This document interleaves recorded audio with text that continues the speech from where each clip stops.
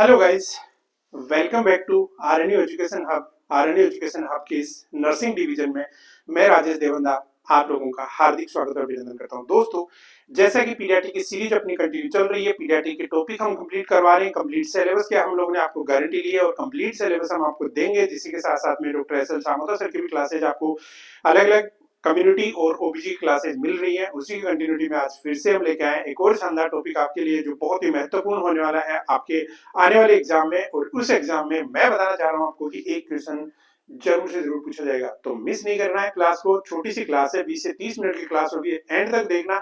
And के अंदर बताऊंगा कि आपको किस तरीके से अपने आप को नोट सेट के एग्जाम के लिए प्रिपेयर करना है। तो मिलते हैं लास्ट में ऑफर के साथ में। तो स्टार्ट करते हैं आज की क्लास। आज की क्लास जो थी उसका टाइटल जो था वो पहले से अपनी इससे पिछले वाली जो क्लास है उसके अंदर हो गया था आपका एएसडी। तो कंजेनाइटल हार्ट डिजीज के बारे में बात कर रहे थे कि जब जन्म लेता हुआ बच्चा जो होता है उस बच्चे के अंदर कौन कौन सी डिजीज जो है वो हो जाती है, जिसकी वजह से उसका, जैसे मान लो घरवाली कई बार सुना होगा कि मेरे बच्चे के दिल में छेद है, उसको है ना चलने फिरने में दिक्कत हो रही है, सांस फूल जाती है उसकी, उसके अंदर आप ऑक्सीजन की कमी हो जाती है, ये हो जाता है वो हो जाता है। वो सारी की सारी क्या है, जन्म लेते हुए बच्चे के अंदर जो हार्ट बनता है उसके अंदर किसी टाइप का कोई डिफेक्ट रह जाता है, कोई ओपनिंग रह जाती है, जिसकी वजह से जो ब्लड है वो प्रॉपरली बॉडी के अंदर सर्कुलेट नहीं हो पाता, जिसको हम बोलते हैं क्या, congenital heart disease. Congenital heart disease का क्लासिफिकेशन अपने दो तरीके से पढ़ा था, साइनोटिक कंजेनाइटल हार्ट डिजीज और acyanotic heart disease.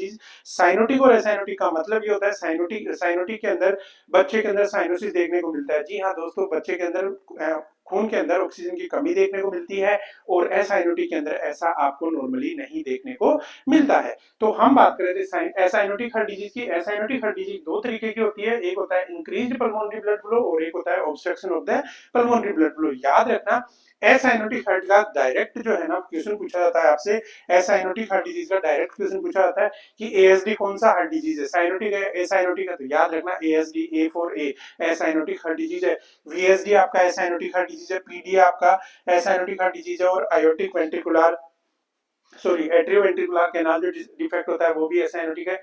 कोएक्शन of iota, aortic stenosis और पल्मोनरी स्टेनोसिस, ये सारे के सारे एग्जांपल किसके हैं, आपके एसाइनोटिक हार्ट डिजीज के हैं। तो एसाइनोटिक हार्ट डिजीज में पिछली क्लास में पढ़ लिया था एएसडी। जी हाँ, एट्रियल सेप्टल डिफेक्ट, जिसके अंदर हमने क्या पढ़ा था कि जो सेप्टम होता है एट्रियो, दोनों एट्रियम्स के बीच में जो सेप्टम होता है उसकी जो ओपनिंग होती है वो ओपन रह जाती है, जिसकी वजह से आपका जो ब्लड होता है वो क्या होता है, संट होता है, एक दूसरे के अंदर चेंजेस आते हैं, जिसके बारे में बहुत अच्छे तरीके से समझाया हुआ है, तो उसको आप अच्छे से पढ़ लेना। तो अब बात करते हैं साइनोटिक का भी थोड़ा सा देख लेते हैं। साइनोटिक में से क्वेश्चन आता है, साइनोटिक जो होते हैं वो दो तरीके के होते हैं, इंक्रीज पल्मोनरी ब्लड फ्लो और मिक्स्ड ब्लड फ्लो। साइनोसिस होगा इसके अंदर, ध्यान रखना। इसका एग्जांपल जो मोस्ट इंपोर्टेंट एग्जांपल है टीओएफ। टीओएफ जो है ये इंपोर्टेंट है, क्वेश्चन पूछते हैं कि निम्न में से कौन सा साइनोटिक हार्ट डिजीज है। तो याद रखना टीओएफ जो है वो कौन सा है, साइनोटिक हार्ट डिजीज है। Tricuspid atresia cyanotic disease, cyanotic heart disease है। और इसके अलावा यदि बात करेंगे ट्रांसपोजिशन ऑफ ग्रेट आर्टरीज, और इसके अलावा ट्रंकस आर्टीरियस जो होता है ये भी क्या होता है, साइनोटिक हार्ट डिजीज होता है। तो इसके बारे में बाद में बात करेंगे। आज का टॉपिक स्टार्ट करते हैं, बहुत इंपॉर्टेंट टॉपिक होने वाला है, याद रखना इस चीज को, जिसमें आएगा आपका वेंट्रिकुलर सेप्टल डिफेक्ट। जी हाँ दोस्तों, वेंट्रिकुलर सेप्टल डिफेक्ट, आपको पता है हार्ट के बारे में थोड़ा सा मैं आपको ब्रीफ नॉलेज बता दूं। हार्ट जो होता है, इस हार्ट के अंदर क्या होते हैं, चार चेंबर होते हैं। ऊपर जो होते हैं, एक होता है आपका राइट एट्रियम, ठीक है, राइट एट्रियम होता है, लेफ्ट एट्रियम होता है, लेफ्ट एट्रियम होता है, ठीक है, राइट वेंट्रिकल होता है, राइट वेंट्रिकल होता है, और लेफ्ट वेंट्रिकल होता है। पता है सबको, राइट और लेफ्ट वेंट्रिकल होते हैं, ठीक है। तो यहाँ पे आपको पता है कि एएसडी जो था, एट्रियल सेप्टल डिफेक्ट, दोनों एट्रियम के बीच में जो सेप्टम है इसके अंदर डिफेक्ट रह जाता है, तो उसको हम क्या बोलते हैं, एट्रियल सेप्टल डिफेक्ट। यदि वेंट्रिकल्स की बात करें तो दोनों वेंट्रिकल्स के बीच में यहाँ पे यदि कोई डिफेक्ट या कोई ओपनिंग रह जाती है तो इसको हम क्या बोलेंगे, वेंट्रिकुलर सेप्टल डिफेक्ट। देखा जाए राइट एट्रियम के अंदर कौन ब्लड लाके डालती है, वेना केवा। कौन डालती है, वेना केवा। यहाँ से कौन लेके जाती है, pulmonary pulmonary artery, pulmonary artery लेके जाती है, ठीक है। यहाँ कौन लेके आती है, पल्मोनरी वेन। पल्मोनरी वेन कहाँ से लाती है, लंग्स से। लंग्स इसको प्योर करके देता है, ऑक्सीजनेटेड करके देता है। इस ब्लड को कौन लेके आती है, पल्मोनरी वेन्स लाती हैं। किसमें डालती हैं, लेफ्ट एट्रियम। लेफ्ट एट्रियम से किसमें आता है, लेफ्ट वेंट्रिकल में। और लेफ्ट वेंट्रिकल से लेके निकलती है अपनी मेजर जो आर्टरी होती है वो कौन सी होती है, आयोटा होती है दोस्तों। जी हाँ दोस्तों, कौन सी होती है, आयोटा होती है। अब देखो यहाँ से एक सवाल पूछा जाता है कि ऐसी कौन सी आर्टरी है, ऐसी कौन सी आर्टरी है जिसके अंदर डीऑक्सीजनेटेड ब्लड फ्लो होता है, जिसके अंदर डीऑक्सीजनेटेड ब्लड फ्लो होता है, वो जो आर्टरी होती है वो कौन सी होती है, आपकी पल्मोनरी आर्टरी। याद रखना, एग्जाम में क्वेश्चन पूछा जाता है कि ऐसी कौन सी आर्टरी है जिसमें डीऑक्सीजनेटेड ब्लड फ्लो होता है, वो कौन सी होती है, पल्मोनरी आर्टरी होती है। और ऐसी कौन सी वेन होती है जिसके अंदर ऑक्सीजनेटेड ब्लड फ्लो होता है, वो होती है पल्मोनरी वेन्स। वेरी गुड दोस्तों, ठीक है। आई थिंक समझ में आया होगा। हार्ट की जो एनाटॉमी है छोटी सी, वो पढ़ी थी हमने। अब हम अपने टॉपिक की तरफ चलते हैं, क्योंकि बिना टाइम वेस्ट किए अपन को टॉपिक को क्लियर करना है। तो पहली बात हम करते हैं definition of ventricular heart defect है। ये एक तरीके का, पहले ही हमने बताया कि एक तरीके का क्या है, कंजेनाइटल हार्ट डिजीज है, जिसके अंदर मैंने अभी क्या बताया पीछे वाले डायग्राम के अंदर, जो आपका ब्लड है वो मूव करेगा। अब देखो एक चीज और मैं बताता हूँ आपको। आपसे सवाल ये पूछा जाए कि प्रेशर जो है ये इधर ज्यादा होता है या इधर ज्यादा होता है, तो आपका आंसर क्या आएगा, लेफ्ट साइड के अंदर प्रेशर ज्यादा होता है सर, क्योंकि इसको क्या करना होता है, ब्लड को पूरी बॉडी को पंप करना पड़ता है, और जहां पे ज्यादा वर्क करना पड़ेगा प्रेशर वहां ऑटोमेटिक ही बढ़ जाएगा। अब देखो लेफ्ट वेंट्रिकल में प्रेशर ज्यादा है, तो ब्लड जो है वो मूव किधर करेगा, राइट वेंट्रिकल की तरफ, करेगा। अपनी जो डेफिनेशन है वो यही बोल रही है कि blood moves from left ventricle to right ventricle through a defect ventricular septum. Ventricles के बीच में जो सेप्टम है, उस डिफेक्ट के थ्रू जो ब्लड है वो मूव करता है, ठीक है। इसको जो है, ये जो आपका डिफेक्ट है, ये छोटा भी हो सकता है और बड़ा भी हो सकता है, ठीक है। यदि बहुत ही ज्यादा स्मॉल डिफेक्ट है, छोटा सा डिफेक्ट है, तो इसको बोलते हैं रोजर्स डिफेक्ट। क्या बोलते हैं, रोजर्स डिफेक्ट। रोजर्स डिफेक्ट यदि आपके एग्जाम में क्वेश्चन आ जाता है, रोजर्स डिफेक्ट यदि आपके एग्जाम में क्वेश्चन आ जाता है, तो बता देना कि ये रोजर्स जो है, रोजर्स डिफेक्ट जो है, ये रोजर्स डिफेक्ट कौन सा है, वीएसडी है। वीएसडी में भी कौन सा है, very small, very small, very small defect है, ठीक है। वेरी स्मॉल ओपनिंग होती है इसके अंदर। क्लियर है दोस्तों, ये समझ में आया ये चीजें। रोजर्स डिफेक्ट कौन सा होता है, वीएसडी होता है, small, very small, very small, छोटा। याद रखना, छोटा सा जो होता है, वो छोटा जो ओपनिंग होती है उसको हम क्या बोलते हैं, रोजर्स डिफेक्ट बोलते हैं। तो याद रखना, वीएसडी के अंदर ब्लड जो है उसका फ्लो लेफ्ट से राइट की तरफ, यानी higher pressure to lower pressure की तरफ होता है। दोनों वेंट्रिकल्स के बीच में जो सेप्टम होता है, उस ओपनिंग के थ्रू क्या होता है, वो सर्कुलेट होता है। क्लियर है, ओके। अब चलते हैं नेक्स्ट पे।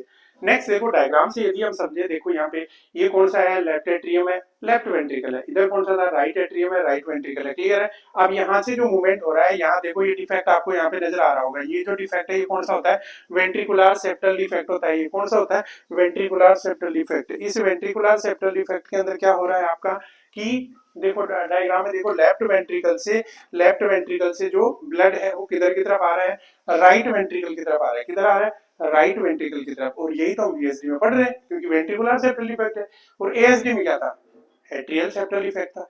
तो वीएसडी में क्या होता है, लेफ्ट वेंट्रिकल से राइट वेंट्रिकल की तरफ ब्लड जो है वो आ जाता है, और यहाँ मिक्स हो जाता है। अब सर ये ब्लड तो मिक्स हो रहा है, साइनोटिक क्यों नहीं हुआ है।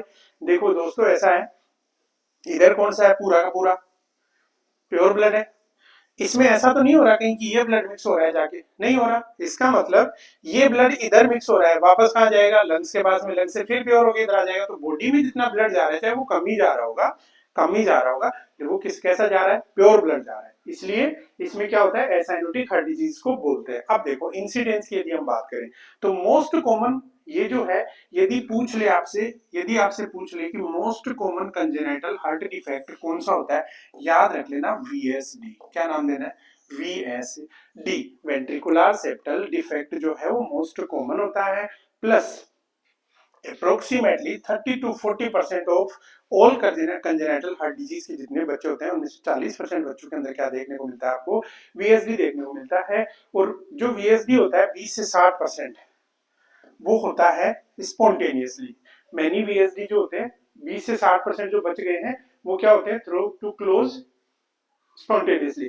Spontaneous closure is most likely to occur during the first year of life and children having small or moderate defect. पहली जिंदगी के पहले ईयर के अंदर जो है ये स्पॉन्टेनियस ओपनिंग बन जाती है बच्चे के अंदर। ठीक है, क्लासिफिकेशन जो है ना वो भी थोड़ा सा इसका इंपॉर्टेंट है, वो भी देख लेना। दो तरीके का होता है, यानी लोकेशन के अकॉर्डिंग हम देखें तो पहला होता है मेम्ब्रेनस वीएसडी। मेम्ब्रेनस वीएसडी के अंदर क्या होता है, वेंट्रिकुलर सेप्टल डिफेक्ट जो होता है वो क्या करता है, variable extension to adjoining muscular part, यानी सेप्टम की जो मस्कुलर पार्ट जो होता है उस मस्कुलर पार्ट के तक ही क्या होता है, ये मस्कुलर पार्ट को क्रॉस नहीं करता है, मस्कुलर पार्ट को क्रॉस नहीं करता है।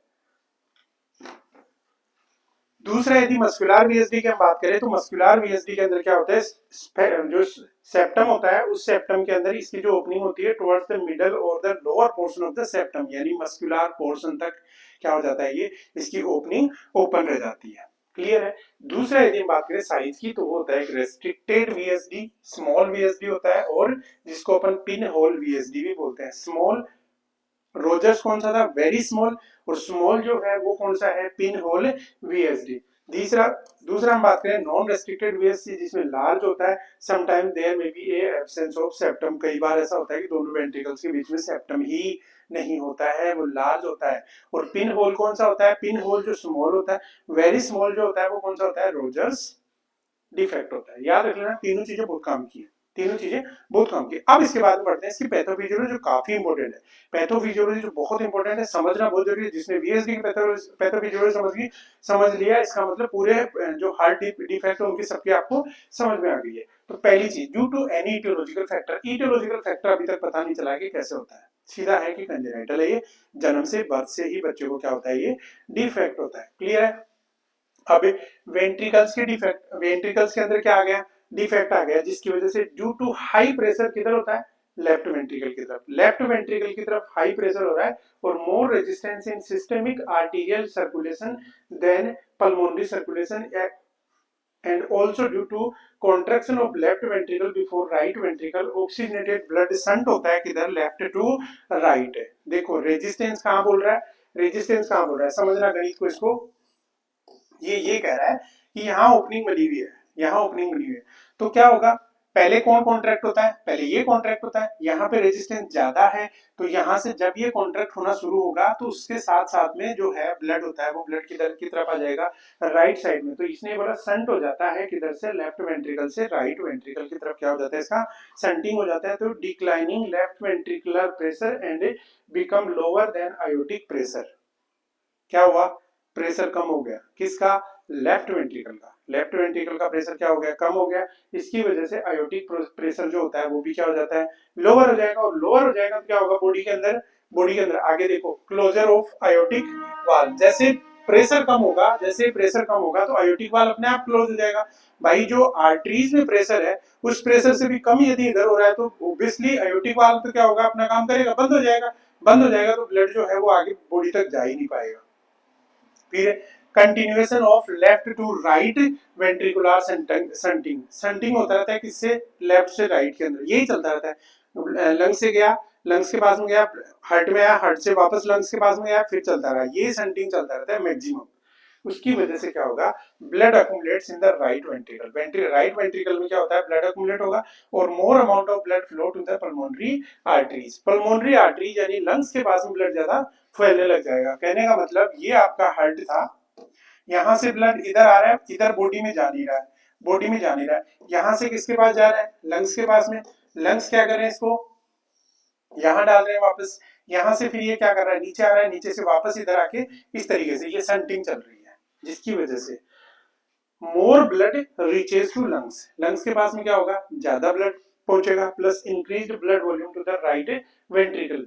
राइट वेंट्रिकल जो लेफ्ट वेंट्रिकल से साइज में छोटा होता है, उसके अंदर ब्लड क्या होता है, ज्यादा पहुंचने, यहाँ से ब्लड कहाँ पहुंचेगा, बेचारे इस राइट वेंट्रिकल, इसको आराम नहीं करने देगा। ठीक है, यहाँ पहुंच गया, यहाँ पहुंचने के बाद में यदि हम बात करें, more blood reaches to the lungs हो गया। ठीक है, पल्मोनरी हाइपरटेंशन सबसे पहला सिम्टम कौन सा आ गया भाई, यदि वीएसडी में आपसे पूछ ले तो इंपॉर्टेंट है, याद कर लेना इसको। इसी को मैं क्वेश्चन में समझ जाता तो आपको पूरी प्रोसेस समझ में नहीं आती, इसलिए मैं आपके सामने लेके आया हूं topic wise topic explanation, free of cost है, फ्री ऑफ कॉस्ट है, आपको सिर्फ समझना है चीजें। आरएनयू जो है वो ऐसा नहीं है कि कोई भी चीज ऐसे करे कि भाई पेड ही कोर्स मिलेगा, सब कुछ फ्री है हमारी तरफ से, आप जितना बार इसको देखना चाहो उतनी बार आप देख सकते हो। ठीक है, तो पल्मोनरी हाइपरटेंशन इसका मोस्ट इंपोर्टेंट क्या होगा, मोस्ट इंपोर्टेंट सिम्टम हो गया। उसके बाद में पल्मोनरी हाइपरटेंशन होगा तो सीधी सी बात है वहां पे फ्लूइड कलेक्शन शुरू हो जाएगा, जिसकी वजह से क्या होता है, एडिमा होने लग जाता है। तो पल्मोनरी एडिमा भी वीएसडी का मोस्ट कॉमन सिम्टम है। Long standing pulmonary over circulation, जिसकी वजह से लंबे टाइम तक जब पल्मोनरी ओवर सर्कुलेशन होगा, इंक्रीज पल्मोनरी वेस्कुलर रेजिस्टेंस, यानी जो पल्मोनरी की ब्लड वेसल्स हैं, लंग्स के पास में जो ब्लड वेसल्स हैं उनके अंदर रेजिस्टेंस क्या हो जाएगा, इंक्रीज हो जाएगा, जिसकी वजह से reverse shunt from right to left, also known as Eisenberg complex.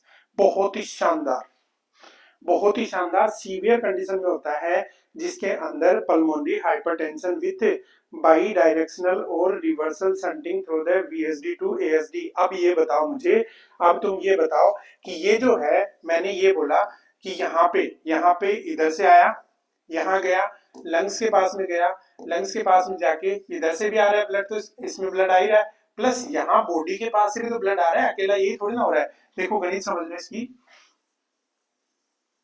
दोनों चीजें जब बहुत ही ज्यादा सीवियर हो जाता है ना कंडीशन, उस सिचुएशन में क्या होता है, देखो ये हर्ट हो गया आपका, इधर से वेना के वो ब्लड लाके डाल रही है किसमें, राइट एट्रियम में, इधर से कौन ला रहा है, आपके लंग्स से ब्लड आ रहा है। ठीक है, लंग्स का ब्लड आ रहा है, लंग्स का ब्लड आके इधर से संट हो रहा है, इधर नहीं जा रहा है, तो ये राइट वेंट्रिकल, इस राइट वेंट्रिकल के ऊपर सारा प्रेशर बढ़ गया भाई, इधर तो लेफ्ट वेंट्रिकल भी दर्द दे रहा है, इधर से ये भी दर्द दे रहा है, और ये जो है वो यहाँ से जो लंग्स के पास में जा रहा है वो लंग्स वाला भी इसके पास में आ रहा है। जब रिवर्स संटिंग, अब क्या होगा, वेस्कुलर रेजिस्टेंस इतना बढ़ जाता है, कहाँ पे, ये फेफड़ों के पास में जाने वाली जो ब्लड वेसल जा रही है ना ब्लड लेके, उनमें रेजिस्टेंस इतना बढ़ जाता है कि ब्लड ले ही नहीं पाती हूँ, कहाँ जाएगा भाई, एक पाइप के अंदर आप कितना ब्लड कितना ब्लड कितना ब्लड डालोगे, कहीं ना कहीं तो रेजिस्टेंस होगा। उसकी वजह से क्या होता है, धीरे धीरे इधर की तरफ प्रेशर बढ़ने लग जाता है, किधर, राइट साइड में, राइट साइड में प्रेशर बढ़ता है, और राइट साइड की वजह से यहाँ पे अब संटिंग शुरू हो गया, अपोजिट रिवर्स संटिंग शुरू हो जाता है। उस रिवर्स संटिंग को इसेनबर्ग कॉम्प्लेक्स बोलते हैं। बहुत इंपॉर्टेंट है, बहुत ज्यादा इंपॉर्टेंट है, इसको याद रख लेना। इसेनबर्ग जो है कॉम्प्लेक्स किसका कॉम्प्लिकेशन है, वीएसडी का कॉम्प्लिकेशन दोस्तों, वीएसडी का कॉम्प्लिकेशन है। इसेनबर्ग कॉम्प्लिकेशन कॉम्प्लेक्स जो है वो किसका कॉम्प्लेक्स है, कॉम्प्लिकेशन है वीएसडी का है, जिसके अंदर रिवर्स संटिंग देखने को मिलता है। कब देखने को मिलता है, जब पल्मोनरी आर्टरीज के अंदर, पल्मोनरी जो ब्लड वेसल्स हैं उनके अंदर रेजिस्टेंस होने लगता है, तो जो ब्लड है वो वापस से राइट टू लेफ्ट की तरफ सेंट होने लगता है, जिसको हम बोलते हैं कौन सा, इसेनबर्ग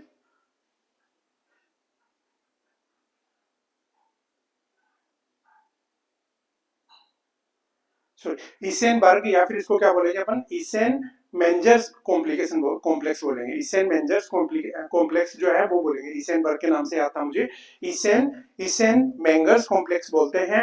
ये क्या होता है, इसके अंदर सीवियर कंडीशन हो जाती है, जिसके अंदर कॉम्बिनेशन ऑफ पल्मोनरी हाइपरटेंशन और बाई डायरेक्शनल और reversal shunting through the VSD to ASD. अब क्या हो गया, वीएसडी से एएसडी की तरफ, वीएसडी और एएसडी दोनों के अंदर देखने को मिल सकता है आपका इसेन मेंजर कॉम्प्लेक्स। इसेनबर्ग या इसेन मेंजर जो है, इसेन मेंजर जो कॉम्प्लेक्स है उसका याद, अच्छे से नाम याद रख लेना, ये नाम आएगा और ये इंपॉर्टेंट है इसके लिए। तो वीएसडी और एएसडी दोनों का कॉम्प्लिकेशन होता है, इसेन मेंजर जो कॉम्प्लेक्स होता है वो दोनों का कॉम्प्लिकेशन होता है। इसेन मेंजर कॉम्प्लेक्स होता क्या है, जब आपका प्रेशर पल्मोनरी रेजिस्टेंस की वजह से राइट पार्ट के अंदर बढ़ जाता है, तो ब्लड का फ्लो किधर होने लगता है, वापस से राइट से लेफ्ट, जो रिवर्स जो मूवमेंट होता है उसको हम क्या बोलते हैं, इसेन मेंजर्स कॉम्प्लेक्स बोलते हैं। ठीक है, तो इंपॉर्टेंट है, याद रखना एग्जाम की दृष्टि से। अब आता है increase blood volume in the right ventricle. जब राइट वेंट्रिकल वो सीवियर कंडीशन वाला था, इसेन मेंजर कॉम्प्लेक्स जो था वो सीवियर वाला था, जब increase blood volume in the right ventricle, right ventricle पे बेचारे के प्रेशर बढ़ गया, उसकी वजह से क्या होगा, increase thickness and hypertrophy muscles of the right ventricle. यानी देखा जाए तो राइट वेंट्रिकुलर हाइपरट्रोफी देखने को मिलेगा, right ventricular hypertrophy, hypertrophy hypertrophy देखने को मिलेगा किसके अंदर, वीएसडी के अंदर। याद रखना वीएसडी का कॉम्प्लिकेशन होता है right ventricular hypertrophy plus right ventricular enlargement आपको देखने को मिलेगा। राइट वेंट ऑब्वियसली जब उसके ऊपर प्रेशर बढ़ेगा तो क्या होगा, एनलार्ज होगा, ठीक है, उसकी साइज क्या होगी, बढ़ेगी। और इनएडिक्वेट emptying of the right atrium, right atrium भी क्या नहीं कर पाएगा बेचारा, क्योंकि प्रेशर वैसे ही है, तो राइट एट्रियम वाला क्या होगा, इधर से जो आ रहा था वेना केवा जो लेके आ रही थी, ये वेना केवा वाला ब्लड बेचारा इसके पास जाने की जगह ही नहीं बचेगी, क्योंकि यहाँ तो प्रेशर कम है ना, तो यहाँ तो ब्लड नीचे आएगा ही नहीं, ये इधर से इधर ही जा रहा है बस ये तो, ठीक है। तो इसकी वजह से क्या होगा, इनएडिक्वेट emptying of the right ventricle, sorry atrium, right atrium क्या होगा, खाली नहीं हो पाएगा, जिसकी वजह से pooling of blood in the systemic circulation, धीरे धीरे धीरे धीरे धीरे धीरे क्या होगा जो सिस्टेमिक सर्कुलेशन है, इसके पीछे वाला जो सर्कुलेशन आपकी वेना के वाला जो सर्कुलेशन है, यहाँ पे क्या होने लग जाता है, ब्लड पूलिंग यानी ब्लड कलेक्ट होने लग जाएगा, जिसकी वजह से मरीज के अंदर बाद में क्या देखने को मिलेगा, पेरिफेरल एडिमा। जी हाँ दोस्तों, पेरिफेरल एडिमा भी वीएसडी का कॉम्प्लिकेशन है, वीएसडी का कॉम्प्लिकेशन है पेरिफेरल एडिमा भी, यानी बॉडी के अंदर स्वेलिंग होना शुरू हो जाएगी। तो ये था, दो चीजें बताई, पल्मोनरी एडिमा और पेरिफेरल एडिमा। पल्मोनरी एडिमा कैसे हुआ, जब लेफ्ट टू राइट जाके लंग्स के पास में प्रेशर बढ़ रहा है, जिसकी वजह से क्या, पल्मोनरी एडिमा। और इधर जो वेना केवल आ रही थी, इस वेना केवल प्रॉपर तरीके से एमपीटी खाली नहीं हो पा रही, तो ब्लड क्या होगा, पीछे विनस सर्कुलेशन के अंदर क्या होगा, कलेक्ट होने लग जाएगा, कलेक्ट होगा तो वहां पे क्या होगा, प्रेशर बढ़ेगा, प्रेशर के साथ साथ में क्या होगा, वहां पे पेरिफेरल एडिमा देखने को मरीज के अंदर मिल जाता है। आप देखो क्लिनिकल मैनिफेस्टेशन इसके क्या होते हैं, only 15% VSD are large enough to cause symptoms, केवल 15% का ही पता चल पाता है, बाकी का तो पता ही नहीं चलता है, पूरी लाइफ पता नहीं चलता है, कई तो अपनी लाइफ पूरी निकाल देते हैं, VSD का पता ही नहीं चलता, क्यों, और सिर्फ 15% ऐसे हैं जिनका पता लगा पाते हैं। इसमें क्या होता है, small VSD usually asymptomatic, small VSD क्या होती है, नॉर्मली एसिम्प्टोमेटिक होती है, high spontaneous closure rate during the first year of life. Large VSD में कौन कौन से देखने को मिलेगा, पहला CHF congestive heart failure, tachypnoea मरीज को देखने को मिलेगा, टेकिकार्डिया देखने को मिलेगा, एक्सेसिव स्वेटिंग मरीज में देखने को मिलेगा, प्लस एसोसिएटेड विद फीडिंग, जब खाना खाएगा इंसान उस टाइम में भी उसको क्या होगा, स्वेटिंग देखने को मिलेगा, और हिपेटोमेगाली देखने को मिलता है जब आपका लार्ज VSD होगा। फ्रीक्वेंट अपर रेस्पिरेटरी इन्फेक्शन, क्यों, क्योंकि वहां पे क्या नहीं पहुंच पाती है आपकी ब्लड वेसल्स, जो ब्लड सेल्स होती हैं वो ब्लड सेल्स वही सर्कुलेट होती रहती है, नहीं तो मिलती ही नहीं है, नहीं मिलेगी तो वहां पे क्या होगा, इन्फेक्शन के चांसेस होते हैं। पुअर वेट गेन होता है, फेल्योर टू थ्राइव देखने को मिलता है, फीडिंग डिफिकल्टीज और डिक्रीज एक्सरसाइज टॉलरेंस, बच्चा जो है वो टॉलरेंस एक्सरसाइज को टॉलरेट नहीं कर पाता है इसके अंदर। ये थे इसके क्लिनिकल मैनिफेस्टेशन। अब डायग्नोस्टिक इवैल्यूएशन में कौन कौन सी चीजें करते हैं, पहली चीज तो हम क्या करेंगे, ऑस्कल्टेशन। ऑस्कल्टेशन के अंदर क्या करते हैं, लोअर लेफ्ट स्टर्नल बॉर्डर जो होता है वहां पे सिस्टोलिक थ्रिल जो है वो फील होती है, सिस्टोलिक थ्रिल जो होती है वो फेल्ट होती है, plus narrow split S two sound सुनाई देती है वहां पे। तो ये याद रख लेना, सिस्टेमिक थ्रिल जो होती है वो कब आती है, जब लोअर लेफ्ट स्टर्नल बॉर्डर होता है वहां पे जो साउंड आती है उसको हम क्या बोलते हैं, सिस्टोलिक थ्रिल साउंड फील होती है। चेस्ट एक्सरे के अंदर क्या करते हैं, कार्डियोमेगाली ऑब्वियसली देखने को मिलेगा, पल्मोनरी वेस्कुलर मार्किंग आपको देखने को मिलेगी, ईसीजी के अंदर नॉर्मल और बाइवेंट्रिकुलर हाइपरट्रोफी देखने को मिलेगी, 2 डायमेंशनल इको कार्डियोग्राम करवा सकते हैं डॉपलर स्टडी के साथ में, प्लस कार्डियक कैथेटराइजेशन इसका क्या होता है, मोस्ट कॉमन इवैल्यूएशन का होता है।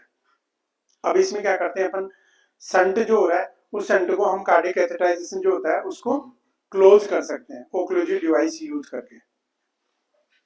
ओके, नेक्स्ट यदि हम बात करें मैनेजमेंट में क्या करते हैं, estimated that about 70 to 80% of all VSD become smaller in size or disappear entirely and known as spontaneous closure। spontaneous closure हो जाता है कितने परसेंट का, तो 70 to 80% का, ठीक है।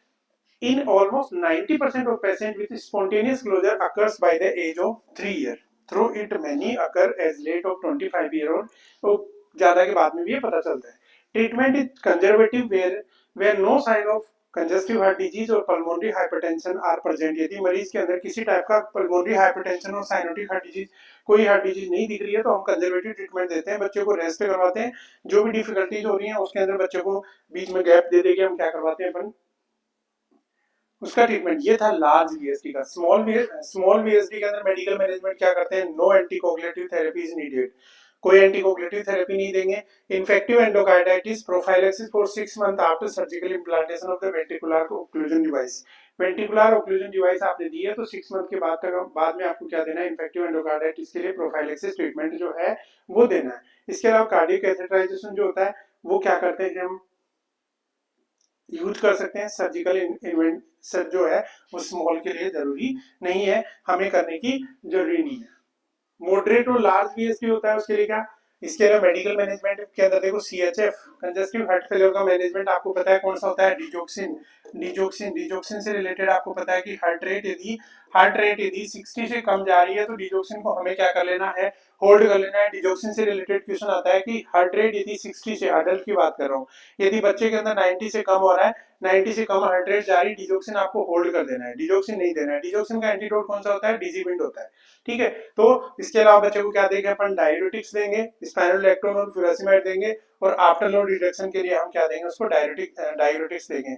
इसके अलावा avoid oxygen, oxygen is potent pulmonary vasodilator and will increase the flow into the PA, ठीक है। तो यहाँ पे याद रखना कि जो आपके मॉडरेट और लार्ज वीएसडी होते हैं उसके अंदर ऑक्सीजन नहीं देते हैं बच्चे के अंदर, ठीक है। क्यों, क्योंकि पल्मोनरी वैसोडाइलेशन जो होता है वो क्या करता है, oxygen is potent pulmonary vasodilation, already उसके अंदर वैसोडाइलेशन हो रहा है और ऑक्सीजन क्या करेगी, वैसोडाइलेशन कोज करेगी। प्रोफाइलेक्सिस देंगे, कार्डियक इंटेक जो होता है, कार्डियक कैथेटराइजेशन जो है वो यूज करते हैं। इसके बाद में सर्जिकल के लिए यूजुअली रिपेयर्ड बिफोर एज 1। ये याद रखना कि सर्जरी जो करनी है, सर्जरी जो करनी है लार्ज वीएसडी जो है, लार्ज वीएसडी की हमें क्या करनी है, सर्जरी करनी है। कब करेंगे भैया, 1 ईयर के पहले, 1 साल के अंदर। क्वेश्चन आ सकता है, याद रखना 1 साल के अंदर अंदर हमें क्या करना है, सर्जरी करनी है। 1 साल के अंदर अंदर हमें क्या करना है, सर्जरी करनी है। Plus 1 stage approach preferred surgical plan patch closure to VSD, VSD के लिए हम पैच लगा देते हैं, ठीक है, क्लोजिंग कर देते हैं उसकी। प्लस 2 स्टेज अप्रोच के अंदर first surgery pulmonary artery banding करते हैं, placing a band around the main pulmonary artery to decrease the pulmonary blood flow in infant with severe CHF commonly in the past. It is usually to now become improvement in surgical techniques and post-operative care में complete repair in the infancy। Second treating तो patch closure होता है, इसमें देखो दोनों में फर्क क्या होता है, इसमें क्या करें, पल्मोनरी आर्टरी बेंडिंग डाल के फिर हम पैच लगाते हैं और उसमें डायरेक्ट पैच लगा रहे हैं। नो लॉन्ग टर्म फॉलो क्या करेंगे, मॉनिटर वेंट्रिकुलर फंक्शन, वेंट्रिकल्स के फंक्शन को अपन मॉनिटर करेंगे, और सब आयोटिक मेम्ब्रेन और डबल चैम्बर जो होता है उसको हम क्या करेंगे, ये होता है पल्मोनरी आर्टरी बैंडेजिंग, यानी जो पल्मोनरी आर्टरी है उसको बैंडेजिंग कर देते हैं, नैरोविंग कर देते हैं, जिसकी वजह से जो लंग्स है वहां तक जो है वो आपका ब्लड कम पहुंच पाए। कॉम्प्लिकेशन क्या क्या हो सकते हैं, कंप्लीट हार्ट ब्लॉक हो सकता है मरीज का, इसी के साथ साथ में बाई फेसिकुलर ब्लॉक हो सकता है, रीओपन और रेजिडुअल वीएसडी हो सकता है, प्लस कंडक्टिंग डिस्टर्बेंसेज हो सकता है। तो ये था आज का वीएसडी का टॉपिक, ठीक है। वीएसडी का टॉपिक अगली क्लास में पढ़ेंगे अपन पेटेंट डक्टस आर्टेरियोसिस। उससे पहले मैं आप लोगों को बताना चाह रहा हूं कि आप तैयारी कर रहे हो नॉर्सेट की, सीएचओ की, आरआरबी की, आप तैयारी कर रहे हो नॉर्सेट, सीएचओ और आरआरबी की जो है, आप यदि तैयारी कर रहे हो तो आपके लिए सबसे बेहतरीन और सबसे कम प्राइस के अंदर इंडिया का सबसे शानदार टेस्ट सीरीज हम लेकर आए हैं आपके लिए, बिल्कुल मिनिमम प्राइस के अंदर, जिसकी जो प्राइस है वो अलग अलग है। यदि आप सीएचओ की तैयारी कर रहे हो तो उस हिसाब से आपको बिल्कुल 499 रुपए के अंदर टिल एग्जाम तक आपको सीएचओ का कोर्स मिलेगा। 6 मंथ की टेस्ट सीरीज चाहिए 999 के अंदर हम आपको देंगे 6 मंथ तक डेली 100 क्वेश्चन का एक एक पेपर मिलेगा, जिसमें 6 महीने तक अपने आप तैयारी करवाएं क्वेश्चन के साथ में। और एक और सुपर प्लान अपना जो है वो है अपना 12 महीने की टेस्ट सीरीज, जिसके अंदर आपको मिलने वाली है कंप्लीट 12 महीने तक पर डे का एक वीडियो, एक टेस्ट, जिसके अंदर 100 क्वेश्चन होंगे, 20 नॉन नर्सिंग के और 80 क्वेश्चन नर्सिंग के होंगे। तो देर किस बात की, आज ही आप आरएन एजुकेशन की एप्लीकेशन प्ले स्टोर से डाउनलोड करें, और यदि आपको लिंक चाहिए तो डिस्क्रिप्शन बॉक्स में हमारा लिंक अवेलेबल है, वहां पे जाएं, वहां से क्या करना है, आपको डाउनलोड करना है, रजिस्टर करो, और जो मनचाहा कोर्स है वो कोर्स आप खरीद सकते हैं। आपको चाहिए कि हमें फ्री कंटेंट चाहिए, उनके अंदर सब में डेमो टेस्ट सीरीज अवेलेबल है, तो सबके सबका आप फायदा उठाएं, बने रहिए। आरएन एजुकेशन के साथ में मिलते हैं next disease patent ductus arteriosus के साथ में, तब तक के लिए thank you so much all of you. जय हिंद, जय भारत।